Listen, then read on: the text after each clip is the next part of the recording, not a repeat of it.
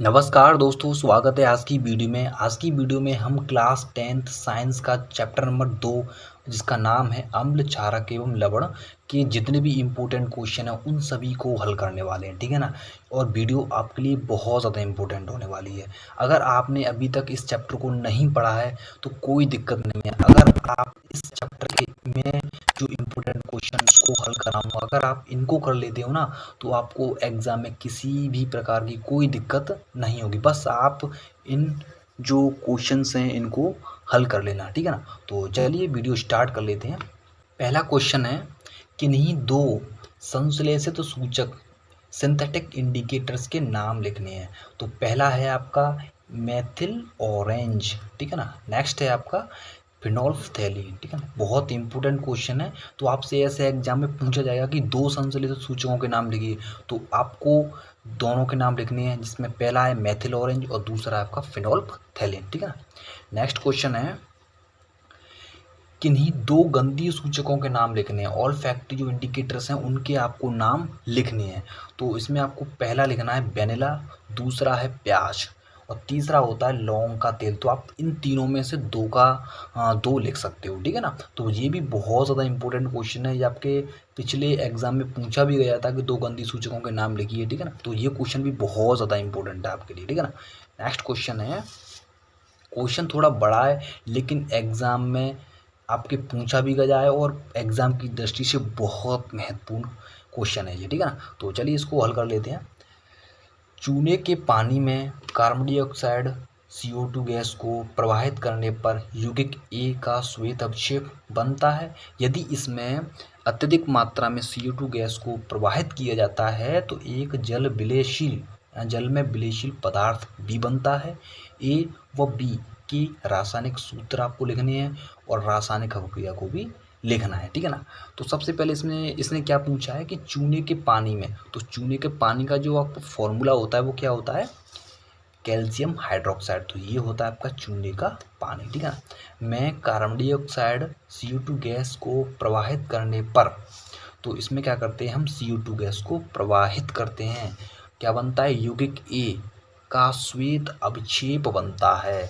तो इसमें क्या होगा कि Ca होगा वो CO2 के साथ जुड़ जाएगा और इसमें से आपका एक ऑक्सीजन का परमाणु निकलता है और वो इसके साथ जुड़ जाता है। तो क्या बन जाता है, ये कैल्शियम कार्बोनेट। और ये है आपका यौगिक नंबर ए, ये है आपका यौगिक ए जिसका नाम है श्वेत अवक्षेप, ठीक है ना। अब देखो, कैल्शियम कार्बोनेट को आप चूना पत्थर भी कह सकते हो, खड़िया का भी फॉर्मूला होता है ये, और संगमरमर मार्बल का भी होता है, ठीक है ना। और इसमें क्या बनता है, जल बनता है, ठीक है ना। तो ये आपकी पहली रिएक्शन हो गई। नेक्स्ट है, यदि इसमें अत्यधिक मात्रा में CO2 गैस को प्रवाहित किया जाए, अर्थात जो आपका जो प्रोडक्ट है, उत्पाद प्राप्त हुआ है ना, इसमें क्या करना है, आपको CO2 गैस को प्रवाहित करना है, ठीक है ना। जब CO2 गैस को प्रवाहित कराएंगे ना तो क्या बनेगा, जल में विलेयशील पदार्थ बनेगा। इसको कहेंगे आपका उत्पाद नंबर बी, ठीक है ना। तो इस तरीके से आप यौगिक ए और यौगिक बी जो आपके उत्पाद हैं वो प्राप्त कर सकते हैं, ठीक है ना। तो आपने ए और बी तो प्राप्त कर लिए, लेकिन क्या कह रहा है आगे, ए व बी के रासायनिक सूत्र हो जाएंगे, ठीक है ना। नेक्स्ट है, निहित रासायनिक अभिक्रिया के समीकरण भी आपको लिखना है। तो ये आपके दोनों क्या हो जाएंगे, समीकरण हो जाएंगे, ठीक है ना। बहुत ही इंपॉर्टेंट क्वेश्चन है, ठीक है ना। तो और ए और बी आपके जो यौगिक हैं वो भी इसमें प्राप्त हो जाएंगे। तो एग्जाम की दृष्टि से बहुत इंपॉर्टेंट क्वेश्चन है, आपको बिल्कुल भी इसको रट के जाना है, ठीक है ना। नेक्स्ट क्वेश्चन है, उदासीनीकरण अभिक्रिया न्यूट्रलाइजेशन रिएक्शन किसे कहते हैं, समीकरण सहित समझाइए, ठीक है ना। तो ये भी आपका इम्पोर्टेंट क्वेश्चन है। सबसे पहले इसकी हम डेफिनेशन को समझते हैं, ठीक है ना। वह अभिक्रिया जिसमें अम्ल एवं क्षारक आपस में अभिक्रिया करके लवण तथा जल बनाते हैं तथा यह अभिक्रिया उदासीनीकरण अभिक्रिया कहलाती है। देखो, इस अभिक्रिया में क्या है कि जो अम्ल होता है, अम्ल और क्षार क्या होते हैं, आपस में अभिक्रिया करते हैं। अम्ल और क्षार आपस में अभिक्रिया करके क्या बनाते हैं, लवण एवं जल बनाते हैं, ठीक है। बस इतना आपको याद रखना है। और इसके आपके समीकरण में आपको एक तो ले लेना है अम्ल और है क्षार, दोनों आपस में अभिक्रिया करेंगे तो क्या बनाएंगे, लवण NaCl और जल बनाते हैं। बस आपको उदासीनीकरण अभिक्रिया में इतना लिख कर आना है, ठीक है ना। नेक्स्ट आपका क्वेश्चन है, पीतल व तांबे के बर्तनों में दही एवं खट्टे पदार्थ क्यों नहीं रखे जाते? ये भी आपका इम्पोर्टेंट सवाल है, ठीक है ना। इसका आंसर है दही एवं जो खट्टे पदार्थ होते हैं वो कैसे होते हैं? अम्लीय होते हैं, ठीक है ना। जब इन पदार्थों को पीतल व तांबे के बर्तनों में रखा जाता है, जो आपके खट्टे पदार्थ हैं ये आपके अम्लीय होते हैं।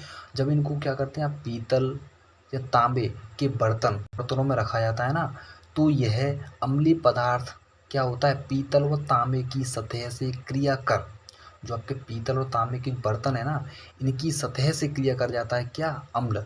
और क्या बनाता है? विषैले यौगिक या लवणों का निर्माण करता है।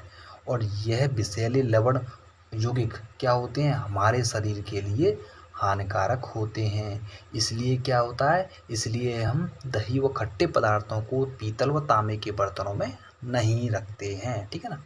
नेक्स्ट क्वेश्चन है, यह भी आपका वेरी वेरी इंपॉर्टेंट क्वेश्चन है, ठीक है ना। क्वेश्चन पढ़ लेते हैं। क्वेश्चन थोड़ा बड़ा है लेकिन इंपॉर्टेंट क्वेश्चन है, ठीक है ना।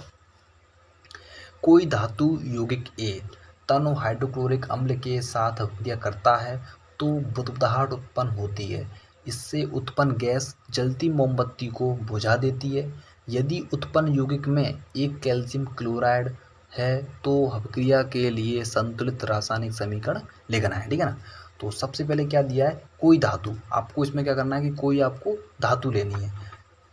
कोई धातु यौगिक ए, ठीक है ना, तनु हाइड्रोक्लोरिक अम्ल के साथ अभिक्रिया करता है।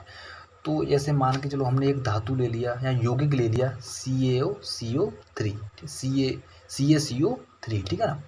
प्लस इसकी अभिक्रिया किससे कराते हैं? अम्ल के साथ इसकी अभिक्रिया कराते हैं। तो क्या बनता है? कैल्शियम क्लोराइड बनता है, प्लस जल बनता है और कार्बन डाइऑक्साइड बनती है, ठीक है ना। लेकिन अभी क्या है, इसमें दिया हुआ नहीं है। यहाँ पे यौगिक ए है, यहाँ पे दिया हुआ नहीं है, ठीक है ना। लेकिन हमें इसको किसके आधार पर लेना है पता है? देखो आगे दिया है आपका उत्पन्न यौगिक में एक calcium chloride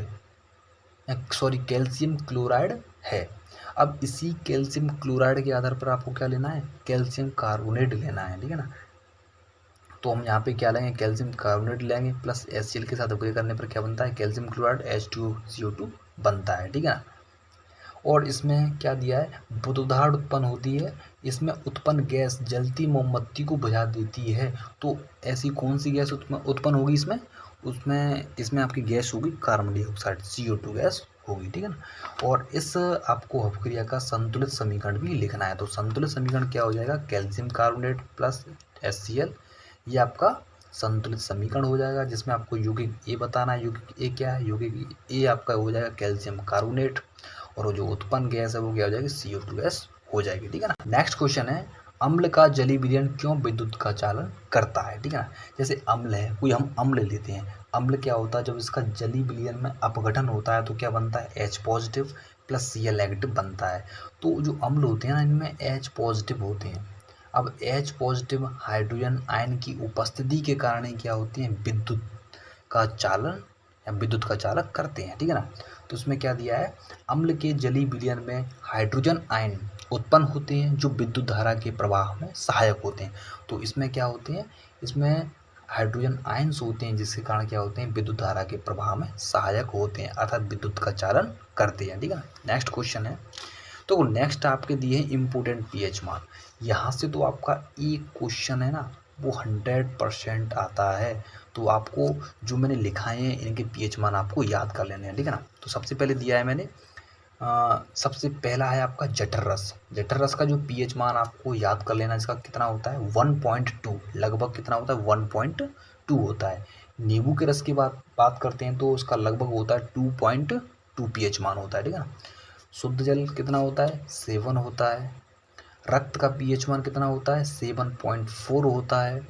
milk of magnesia या इसको मैग्नीशियम हाइड्रोक्साइड भी कहते हैं, तो इसका pH मान कितना होता है? 10 होता है, ठीक है ना। नेक्स्ट है सोडियम हाइड्रोक्साइड, इसका pH मान कितना होता है? लगभग 14 होता है, ठीक है ना। तो अम्लीय वर्षा का pH मान फिक्स तो नहीं होता, लेकिन 5.6 से जैसे ही कम होता है ना pH, तो वो अम्लीय वर्षा का पीएच मान होता है, ठीक है ना। दंत क्षय के बारे में बात करेंगे तो इसका जो पीएच मान होता है वो 5.5 से कम होता है, ठीक है ना। 5.5 से जो कम होगा ना वही इसका दंत क्षय हुआ, अर्थात दांतों का जो क्षय है वो प्रारंभ हो जाता है।